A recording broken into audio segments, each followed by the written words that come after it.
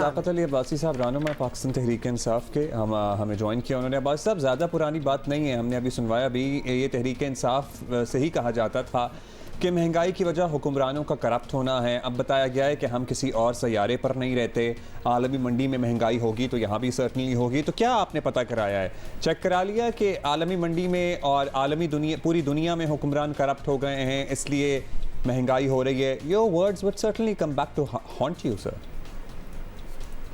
पहली बात ये कि उस वक़्त महंगाई थी, उसकी वजह खसारे थे, उसकी वजह करप्शन थी, और वो उस करप्शन की वजह और खसारों की वजह से कर्ज़े लिए गए और कर्ज़ों का बोझ आज पड़ा है, जिसकी वजह से हम उस वक़्त भी चीख रहे थे कि ये करप्शन इस मुल्क को लेब डूबेगी, जिसकी आज असरात हो रहे हैं। पहली बात। जो दूसरा बात का हिस्सा है कि हम किसी और सियारे में नहीं हैं, उसकी वजह यह है कि पूरी दुनिया में कोरोना की वजह से एक फूड इन्फ्लेशन आया हुआ है, एक बहुत बड़ी प्राइस हाइक आई हुई है। तो कहा यह जाता है जिस तरह कोरोना में हम थे तो हम जितना मर्जी हमने अपनी बचत की, वो कोरोना यहाँ पे आ गया, गो कि यहाँ का नहीं था लेकिन उसके असरात आ गए।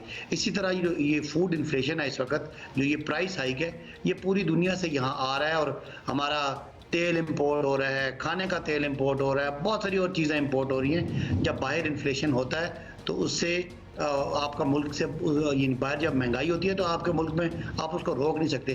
तो अलग सियारे की बात इस तरह की गई है कि जब इस पहले हम बात कर रहे थे तो खाली पाकिस्तान की बात करते, अब ये इंटरनेशनल फिनोमेना है। हाउ सिंपल इज दैट कि जब किसी और के दौर में महंगाई हो तो उसे करप्शन से जोड़ दें, तो अपने दौर में महंगाई हो तो उसकी और तौजीहात। हाउ सिंपल कुड दैट उसकी तो फिर आप एक्सप्लेनेशन दे रहे हैं। अभी जरा एक और जगह से तो फारिग हो गए तो हमने हाँ, वो एक्चुअली हमने उन्हें वेट कराया था लेकिन उसके बाद वो खुद भी कहीं बिजी हो गए थे। अब वापस आ गए अब्बासी साहब, thank you so much for being here. Finally आपसे बस एक ही सवाल पूछेंगे, महंगाई की हम बात कर रहे हैं, एक और हमने पर्सपेक्टिव भी लिया है, तो इस सूरत हाल में अवाम काफ़ी गुस्से में है और ये आप लोग बड़ी अच्छी तरह जानते हैं, आपकी मंतक ज़्यादा सुनी भी नहीं जा रही। तो आपको नहीं लगता कि महंगाई कम ना हुई तो एक और वज़ीर ख़जाना की कुर्बानी देकर भी बात टलेगी नहीं और कुछ तो आपको करना ही पड़ेगा?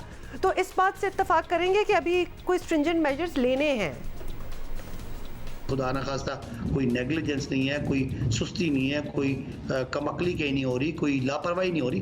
तो ये सारी बातें आपके हालात होते हैं। और बाकी वज़ीर की कुर्बानी मेरा ख्याल है कोई ऐसी कोई नाराज़गी नहीं है, कोई ज़रूरत नहीं है, क्योंकि सब लोग समझते हैं, जो लोग समझते हैं कि इस वक्त पेट्रोल बड़ा महंगा हुआ पाकिस्तान में, लेकिन दुनिया के मुकाबले में अभी भी पाकिस्तान में पेट्रोल सस्ता है। बाकी महंगाई है, चीज़ें कुछ हमारी बहुत महंगी हैं, कुछ हमारी बहुत सस्ती हैं, लेकिन ये कोई वज़ीर का कोई कसूर नहीं है, कोई कमाल नहीं है, ये हालात हैं।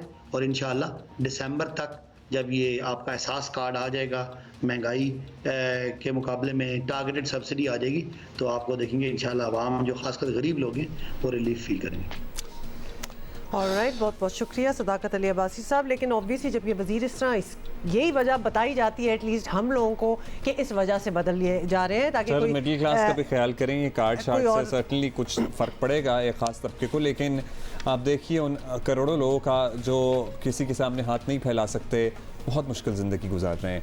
खैर अभी आगे बढ़ेंगे, आप प्लीज़ हमें बताइएगा कि आप किस तरह से मैनेज कर रहे हैं इन हालात में। एज एन अब हर शख्स चाहे वो अमीर हो या गरीब हो, उसने अपना बजट कट डाउन किया डिफरेंट चीज़ों में। So how are you guys managing with this नया तूफान ऑफ महंगाई, आप महंगाई बम कह लें जो अब गिर गया है हम